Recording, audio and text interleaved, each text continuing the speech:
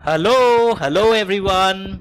आप इन दिनों बहुत सारे क्वेश्चंस कर रहे होंगे और कर चुके होंगे, तो let us do again some set of questions again कि आप ये वाले क्वेश्चन के आंसर्स, पूरा आंसर्स डिक्टेशन नहीं होगा but we will have an overview कि इन क्वेश्चंस की आपकी क्या तैयारी है ताकि आप रैंक ला सकें।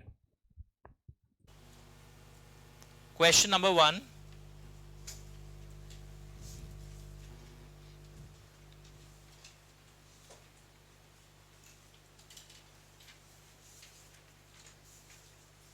अच्छा, वन तो इजी है, पहले हार्ड वाला करवाऊंगा। पीछे से आऊंगा, रुक जाइए।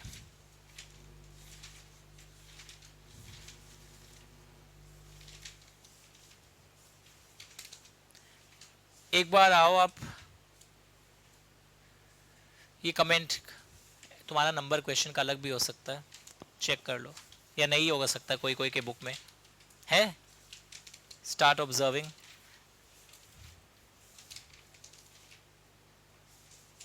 Strike in the postal department could be a valid reason for delay in dispatch of dividend warrants. Comment. जब ये 4 मार्क्स का आता है तो लोग डर गए हैं, क्या लिखेगा हम इसमें। डरना नहीं चाहिए, जब समझ में नहीं आता ना क्या लिखेगा, तो पहले लिखना होता है dividend should be paid with in 30 days from the date of declaration, otherwise who is liable, company and defaulting directors.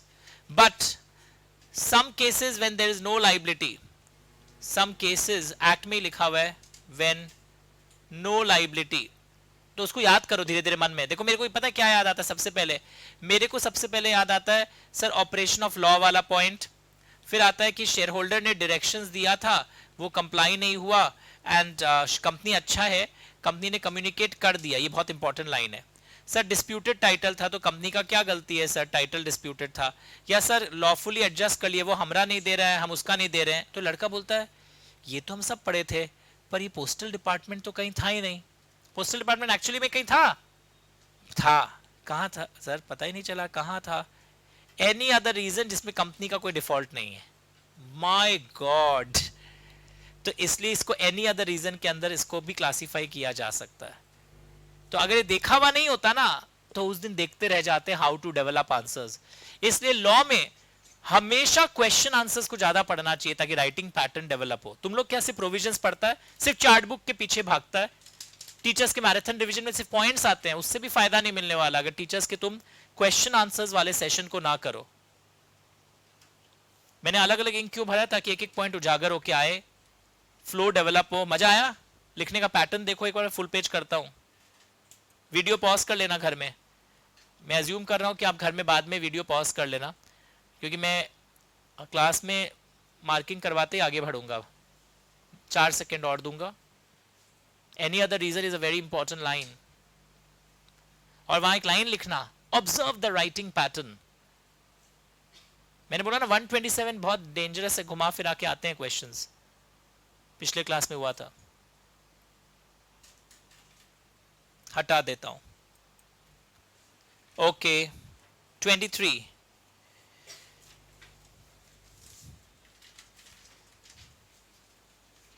वो सेम है।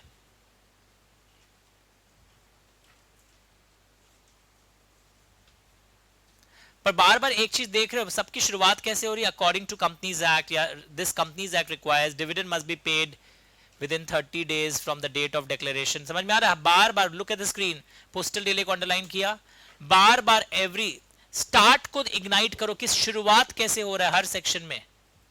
कि 30 डेज वाली बात आई फिर से आपके इसमें भी 30 डेज वाली बात। अब यहां पे इन्होंने दिखाया डिविडेंड डिक्लेयर हुआ इतना तारीख को, हमारा पोस्टिंग हुआ इतना तारीख को, तो पोस्टिंग का डेट इज इंपॉर्टेंट, ये भी लाइन समझाना पड़ेगा। It is immaterial weather he has received on this, तो इसलिए mister A can not initiate any action. यानी कंक्लूजन भी हमेशा करिएगा, लोग भूल जाते हैं क्वेश्चन का लास्ट पार्ट क्या था, क्या वो एक्शन ले पाएगा नहीं ले पाएगा। मैंने कल भी बोला था पोस्टिंग हो जानी चाहिए आपकी तरफ से dividend warrant, that is more important. आपके तरफ से डिविडेंड वारंट पोस्ट हो जाना चाहिए, that is very very important, याद रखिएगा, लिखो अच्छे से।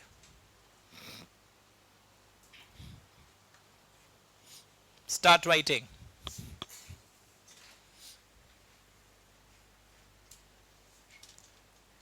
हिंदी में लिख लेना, पोस्टिंग इंपॉर्टेंट है, मिलना इंपॉर्टेंट नहीं है। तब क्या होगा, आपको एग्जाम के एक दिन पहले पूरा आंसर नहीं पढ़ना पड़ेगा, वो लाइन दिख जाएगा। पोस्टिंग इंपॉर्टेंट है। और कई बार अंडरलाइनिंग मेरा छूट भी जाए तो फिर बुद्धि लगा लेना, सर यही किए होंगे, इट इज इमटेरियल वाला लाइन। तो तुम्हारे आंसर्स में भी ये सब लाइंस पढ़ने से डेवलप होगा, क्लास में अगर सुना हुआ है तो। आइए इसमें आइए,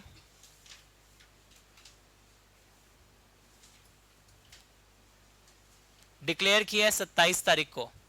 अब बोलता है referring the provisions of general clauses act, ये लैंग्वेज दिख रहा है, डरो मत। इसमें ना इंटरप्रिटेशन की टेक्निक होते हैं, बोलते हैं कि कब डिविडेंड पे कर देना चाहिए और कितना टाइम तक उसको अनपेड डिविडेंड में ट्रांसफर कर देना चाहिए। Very good question. तो इसमें आपको टेक्निक बता रहा हूं। जनरल क्लॉज एक्ट एक एक्ट है, उसमें ना रूल्स ऑफ इंटरप्रिटेशन भी होते हैं कि बोलता है 27 तारीख को अगर डिविडेंड डिक्लेयर हुआ है, वो जो 30 डेज काउंट किया जाता है उसमें सिखाया जाता है कि जो फर्स्ट डेट है वो हटा दो, यानी फ्रॉम 27 काउंट करना है तो 27 हटा दो, 28 से काउंट होगा, और लास्ट 30th डे इंक्लूड करो। तो यानी कि अगर मैं 28 सितंबर से काउंटिंग शुरू करता हूं, 28 सितंबर से इन लोग किया है देखो, और मैं 30वां दिन ढूंढता हूं तो 30वां दिन 27 तारीख आता है। अब जैसे ये 30वां दिन खत्म होता है तो मेरे को यहां से विद इन 7 डेज, याद आ रहा है, from the expiry of 30 days, तो विद इन 7 डेज फ्रॉम 27 तारीख मुझे करना है। तो वापस जब मैं विद इन 7 डेज फ्रॉम 27 तारीख करूंगा तो 27 हटाऊंगा, 28। आप मेरा बात समझ पा रहे, what I have done? Sorry to be very fast, वापस समझा रहा हूं। ये 30 डेज में लोग क्या करते थे, 27th is the first day, 28 नहीं करना है। बोलते हैं जब भी कोई within dash days from this date आता है तो वो फ्रॉम वाला डेट हट जाता है, यानी तुम्हारा फर्स्ट डे 28 तारीख से काउंट होगा और ये 30वां दिन यहां निकला। फिर मेरे को एक और डेट निकालना है, यूडीए में ट्रांसफर करने का लास्ट डेट क्या है? यूडीए में ट्रांसफर करने का लास्ट डेट है 27 अक्टूबर। कैसे निकला? पहले 27 सितंबर तक निकला 30 डेज, उसके बाद यहां से, सॉरी 27 सितंबर में तो डेट ऑफ डिक्लेरेशन है, तो ये 28 सितंबर से 27 अक्टूबर निकला।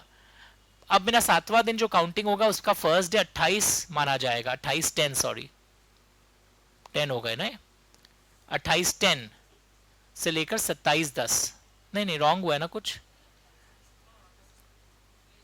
ओहो वेट, वो नीचे आएगा आंसर, ये राइट है, ये वाला आंसर नीचे होने वाला है कि अभी मेरा जो काउंटिंग हो रहा है वो 28 अक्टूबर से 3 नवंबर तक होने वाला है। ये था, सॉरी मैंने ऊपर उसको मान लिया था, समझाया ठीक, वो अंडरलाइनिंग गलत कर रहा था। With in 7 days from the expiry of 30 days, तो लोग उसमें भी क्या करते थे पता है, 27 अक्टूबर को फर्स्ट डे मान के 27, 28, 29 रॉन्ग, 7 डेज फ्रॉम 27 काउंट करने के समय 27 एक्सक्लूड होगा और 28वां से शुरू होगा। Start observing, start observing.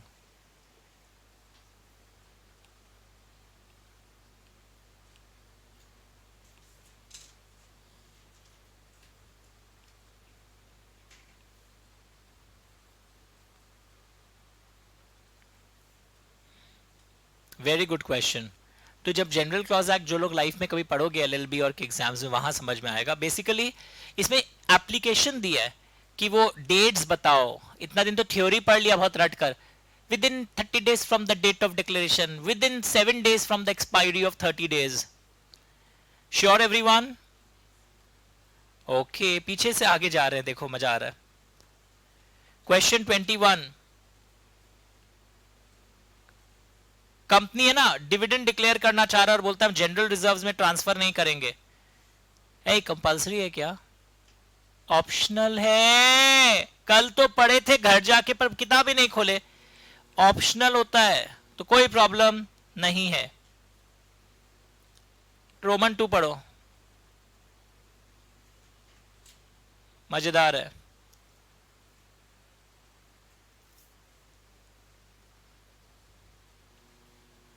क्या होगा?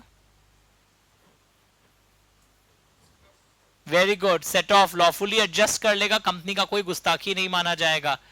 अगर कंपनी उसको चाहे तो लॉफुली एडजस्ट कर सकता है।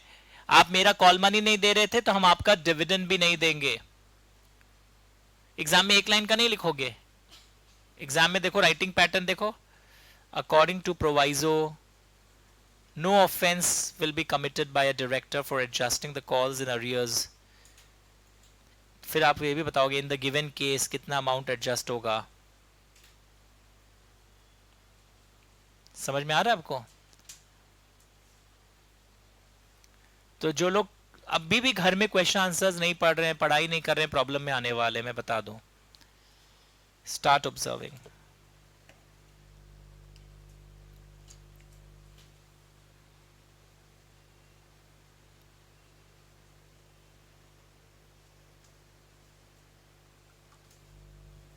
हटा देता हूं।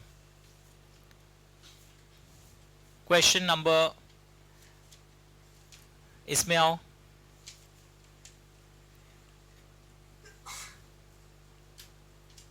पिछले 3 सालों से मैं क्या इंटरिम डिविडेंड दे रहा था? देखो बोर्ड पर हेल्प कर रहा हूं, बोर्ड पर देखो, बोर्ड पर देखो, जिद नहीं। 7, 11, 12। इस साल भी मैं 12 सोच रहा हूं, क्या मैं दे सकता हूं? नहीं। Average rate of last 3 years. सुनो, ये मैं क्यों बोला? कंपनी इज फेसिंग, कई लोग पता है तुम लोग के फ्रेंड्स होते हैं ना, रट के जाते हैं। एलेक्स लिमिटेड का आंसर क्या होगा? Average of last 3 years. मैं सेम पेपर सेट करूंगा। Alex limited has declared dividend of 7, 11, 12 और पूरा सेम, और वो 12 देना चाह रहा है, पर मैं कुछ लिखा नहीं हूं एग्जाम में प्रॉफिट या लॉस है। मैं प्रोविजन शो ऑफ करूंगा और वो लिखूंगा in the present case it may declare assuming that it has no loss. तो हड़बड़ाना मत, बस 3 साल का दिया तो हम 3 साल का एवरेज निकाल ही लें और अपर कैप बना दे। अपर कैप कब पिक्चर में आता है? Very good, understood. इस तरह अंडरलाइन करना सीखो क्वेश्चंस को। जिस दिन तुम अंडरलाइन करना सीख गया ना टैक्स एंड लॉ का, तुम एनालिसिस करना सीख गया। तुम लोग ऐसे करता है कभी नहीं, सारा 5 लाइन कभी अंडरलाइन नहीं करना चाहिए।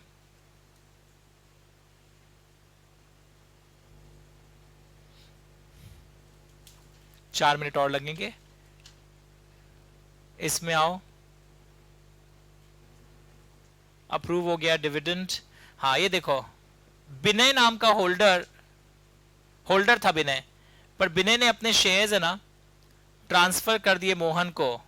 उसका नाम बाद में रजिस्टर हुआ 18 जून को 2018 को।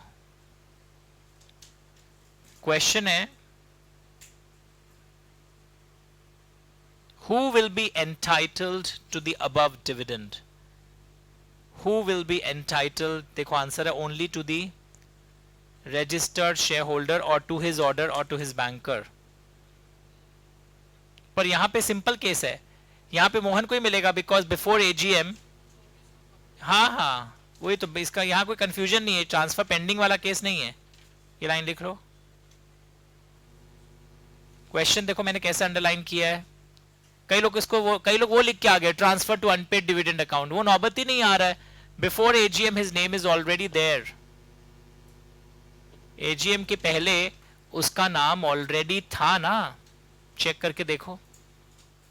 मैं बार बार बोल रहा हूं किस तरह आप क्लास अंडरलाइन कर रहे हो और क्वेश्चन आंसर्स कर रहे हो, उसी पर डिपेंड करता है पूरा success. DK tell Shankuda to do that thing. Mine also, मेरा वाला भी।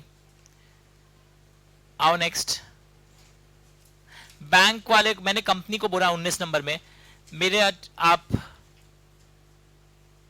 बैंक अकाउंट में पैसा जमा कर दीजिएगा। बैंक में पैसा जमा नहीं हो पाया, क्यों?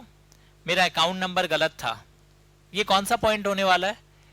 Share holder has given instructions, it could not be complied with. कोई अकाउंट नंबर मेरे से भूल हो गया, तो क्या कंपनी की गलती है? कंपनी को पर इन्फॉर्म कर देना चाहिए था, कंपनी से गलती हो गया। आप समझ गए? तो पहले से वापस देखो, सेक्शन 127 प्रोवाइड्स फॉर पनिशमेंट। हाँ, तब मानोगे कि अगर वो इन्फॉर्म कर दिया तो नहीं लगेगा, इन्फॉर्म नहीं किया है तो पेनल्टी। दोनों शॉर्ट में बताओगे, पर स्टार्टिंग देख रहे हो? वाह,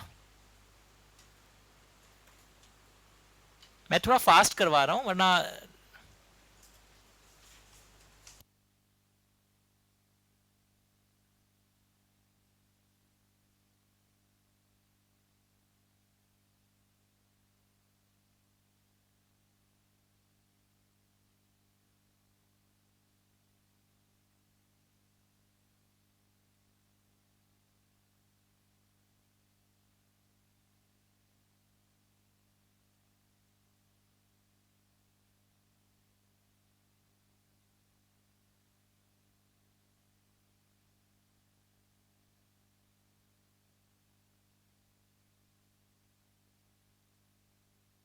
इसमें आओ, मजेदार है।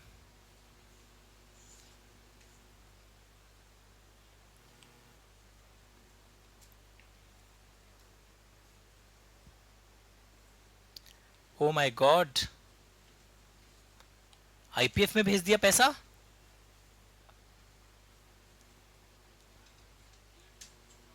His shares लिखो। वेरी गुड क्वेश्चन, ये अभी तक का मेरे को वन ऑफ द बेस्ट लगा। तो इसमें ना लोग ड्राफ्टिंग नहीं सीख पाते हैं, how the question is to be drafted. तो इससे पहले नॉर्मली आप बताते हो कि पेमेंट हो जाना चाहिए, 7 दिन के अंदर यूडीए में जाना चाहिए, यानी यूडीए भी आ गया, सब कुछ आ गया, और फिर यूडीए से 7 इयर्स जब हो जाता है आईपीएफ में जाता है। ये भी हम लोग सीख गए थे। अब इसमें एक नया चीज जो हम लोग कल सीखे थे, शेयर्स भी ट्रांसफर हो जाते हैं। ऑल शेयर्स जिसपे डिविडेंड कितने सालों तक क्लेम नहीं किया गया है, 7 कंसेक्यूटिव इयर्स और मोर, वो आईपीएफ फंड में ट्रांसफर हो जाएंगे। और कोई भी क्लेमेंट जो होगा वो क्लेम कर सकता है। लैंग्वेजेस प्लीज पढ़ने पड़ेंगे आपको, अकॉर्डिंग टू प्रिस्क्राइब डॉक्यूमेंट्स, और साबित करके वो भी क्लेम कर सकता है।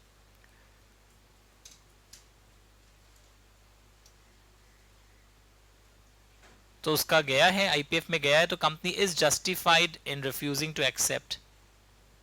कंपनी सही है। अगर कंपनी को क्लेम करना है तो उसको आईपीएफ अथॉरिटी से मिल सकता है, रिफंड भी मिल जाएगा। आईपीएफ 5 में अप्लाई करेगा, कंपनी के थ्रू ही एप्लीकेशन होता है वो। मार्किंग देखो, ये बहुत अच्छा वाला क्वेश्चन है, बिकॉज यहां पर आप फंसोगे।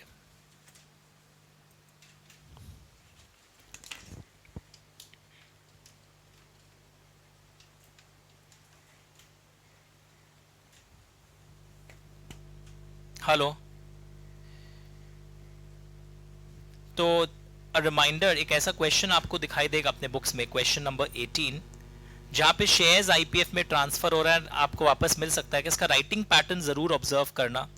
7 कंसेक्यूटिव ईयर्स तक अगर आपके शेयर्स पर आप डिविडेंड क्लेम नहीं कर रहे हैं, 7 सालों का कंसेक्यूटिवली, तो वो भी आईपीएफ में जा सकता है, जाएगा। डिविडेंड भी जाता है आईपीएफ में, शेयर्स भी जाते हैं, and then you can claim it back also, but please read this particular question number and उसका writing pattern.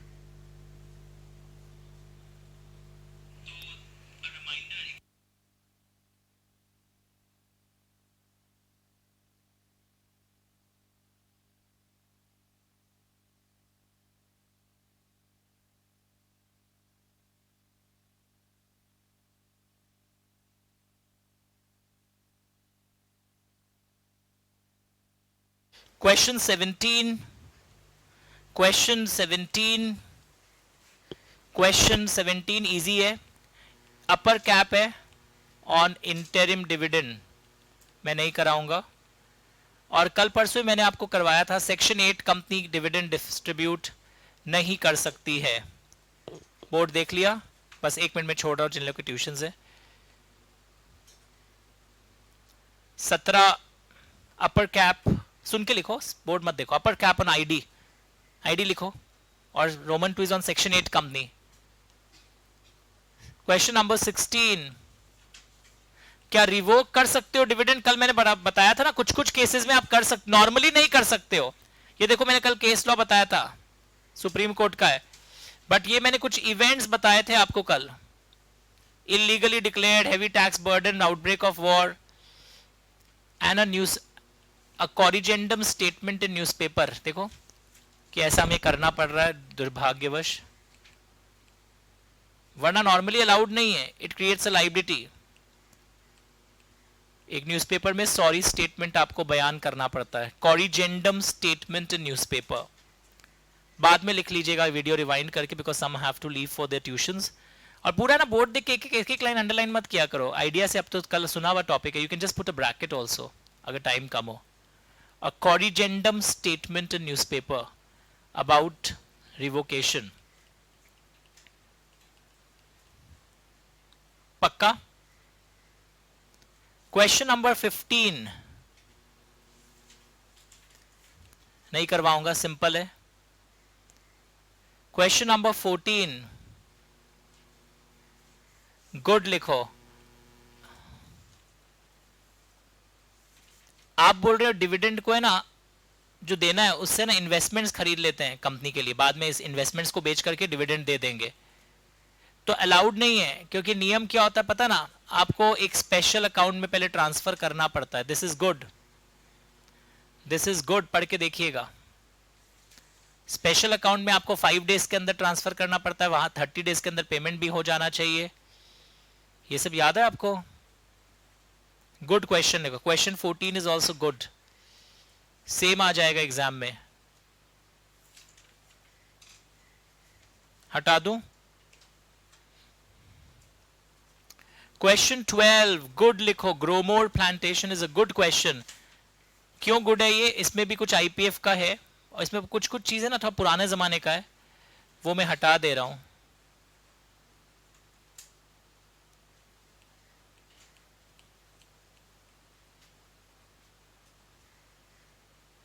कभी कभी शेयर्स आईपीएफ में ट्रांसफर नहीं भी होते हैं, वो यहां पे कुछ ज्ञान दिया हुआ है, ज्ञान इंपॉर्टेंट नहीं है एग्जाम के लिए।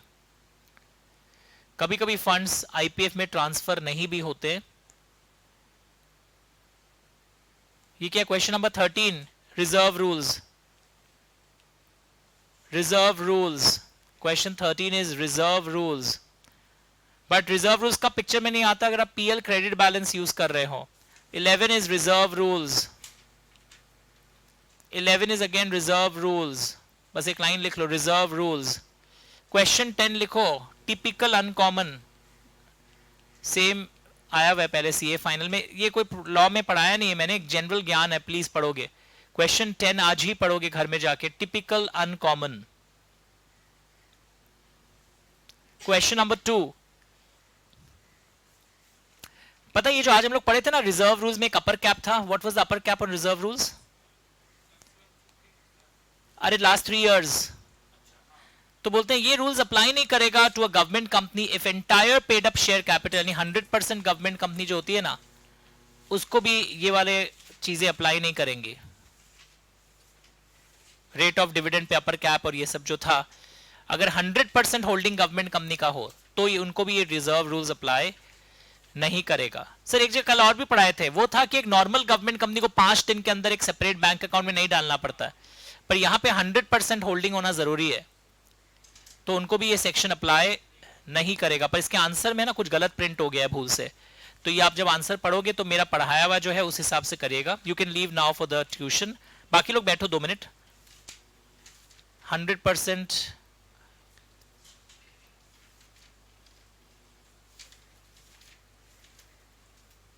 ये लाइन रॉन्ग है।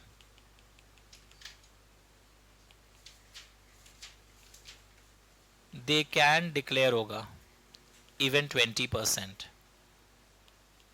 क्योंकि उनको वो रिजर्व रूल्स का जो अपर कैप है ना वो अप्लाई नहीं करेगा। अगर 100% गवर्नमेंट कंपनी है, घर में बस ये लिख देना करेक्शन आंसर में। बाकी 1 और 4 सब इजी है। 100% गवर्नमेंट कंपनी में, सॉरी लेट हो गया।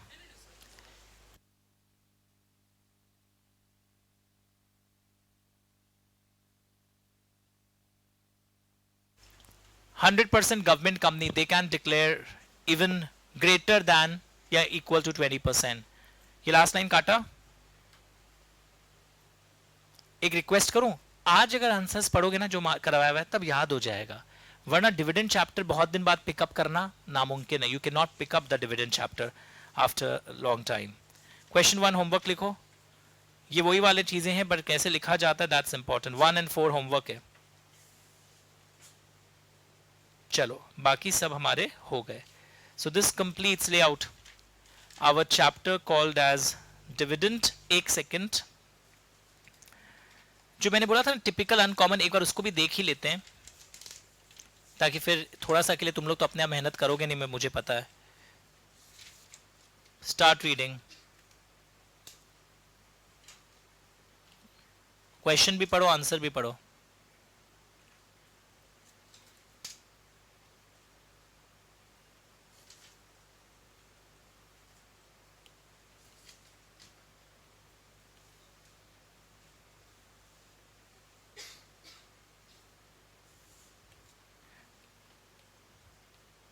लियन मतलब जानते हो, जनरल मीटिंग्स जब कभी आपने लाइफ में पढ़ा होगा कि कई बार कंपनी आपके शेयर्स पर लियन एक्सरसाइज करता है, तो क्या लियन एक्सरसाइज किया जा सकता है?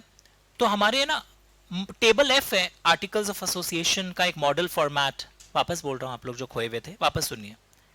लियन वर्ड हम लोग कंपनी लॉ में पहले भी बचपन में पढ़े थे, शेयर होल्डर्स मीटिंग पढ़ते वक्त। क्या आपके शेयर्स पर कंपनी कोई राइट टू रिटेन कर सकता है?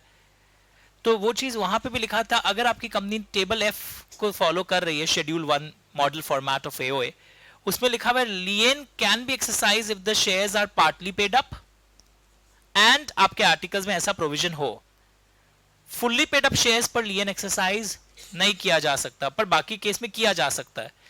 पर फिर आगे लिखा हुआ है board at any time declare any share to be exempted. Board exempted declare कर सकता है फ्रॉम द लियन। बोर्ड आपको एग्जेम्पशन दे सकता है कि हम लियन एक्सरसाइज नहीं करेंगे, क्योंकि पता वो शेयर होल्डर का एक्सीडेंट हो गया था और बहुत बीमार हो गया था वो एक्सीडेंट के बाद। तो एज ए गुडविल जेस्चर उन्होंने सोचा वैसे तो लियन एक्सरसाइज होता है पर इस आदमी को माफ कर देते हैं, तो अलाउड है, बोर्ड के पास फ्रीडम है। वरना lien is also extended to all dividends, हम आपका डिविडेंड रोक सकते थे अगर हमारे आर्टिकल्स या टेबल एफ हम अडॉप्ट कर रहे हैं। यहां पे क्वेश्चन क्या था, क्या कंपनी आपके डिविडेंड को रोक सकता है? क्योंकि आप अपना शेयर्स पे कॉल मनी आज ही पढ़े थे, कर ही सकता है लियन ऑन शेयर्स। तो आओ अब क्वेश्चन पढ़ते हैं। पहली बार मैंने आंसर थोड़ा टच किया है फिर क्वेश्चन पढ़ाया है, आइए मिलके क्वेश्चन पढ़ते हैं। SKD is an employee of More Limited, met with an accident and died. The accident occurred when he was on company's duty. He held 100 shares partly paid. The company has a lien on the shares. The board relaxed the provision as a goodwill gesture. यार accident हो गया है, क्या company का जो लियन है वो dividend payable पे हमेशा हो ही सकता है, डिविडेंड पे तो हम लियन एक्सरसाइज करेंगे। आप मेरा कुछ पैसा नहीं दे रहे हैं तो आपका हम डिविडेंड एडजस्ट कर सकते हैं ना, हम लोग पढ़े थे लॉफुली एडजस्ट हो सकता है। यहां पे मेन ये दुखद भरा क्वेश्चन देके आपको कंफ्यूज कर दिया। क्या एक शेयर होल्डर को माफ कर सकते हैं? आपको लगेगा नहीं बिजनेस में इमोशन से काम नहीं होता है, हम उसका रोकेंगे। तो बोलते हैं लिबर्टी है बोर्ड ऑफ डायरेक्टर्स के पास, वो अगर चाहें तो रिलैक्स कर सकते हैं। पर आंसर कैसे सिखाया है देखो, लियन आप एक्सरसाइज नहीं कर सकते जब तक एओए, ओनली इफ, उल्टा लिख देता हूं, AOA provides lien can be exercised. और कई बार एओए साइलेंट है तो भी कर सकता हूं, और table F applies automatically of schedule 1। क्या होता है ये मॉडल एओए, ये normally company limited by shares को ऑटोमेटिकली अप्लाई करेगा, नहीं अप्लाई करवाना है तो हटाओ कि to me table F will not apply. तो लियन एक्सरसाइज तभी हो सकता है अगर आर्टिकल्स प्रोवाइड करे। और इसमें भी एक पॉइंट है, lien on partly paid up shares,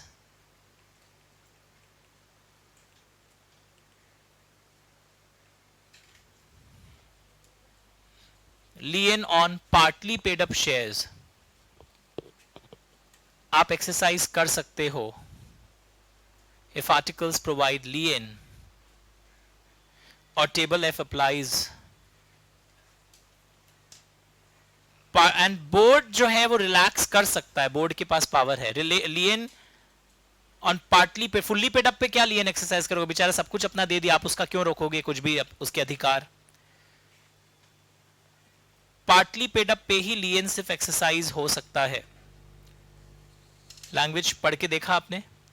so all question solved बहुत स्मूथली, बिना कोई टेंशन के। वॉलेट कॉन्सेप्ट याद रहेगा आपको, बहुत इजी। बड़ा झूठ मूठ का मैं एक ही चीज को बोलूं, मैं एकदम सीधा सीधा बोलता हूं इजी करके। लिपा पोती करके लास्ट में समरी दूंगा तो आप ही डर जाओगे, इतना पहले बोले फिर समरी आए। No, I want save your time, save your term. इस क्लास को झूठ में 7-8 घंटा का टान के कोई फायदा नहीं है, एकदम to the point, writing pattern के साथ, एमसीक्यूज के साथ। Okay, thank you so much. आज ही कर लेना, इसलिए मैं आपको गैप दे रहा हूं, कल क्लास नहीं है। डिविडेंड कम से कम इमीडिएटली कंप्लीट होना चाहिए। Every term 1 question fix from dividend 5 marks, कोई नहीं रोक सकता। तो अच्छे से करके आइए।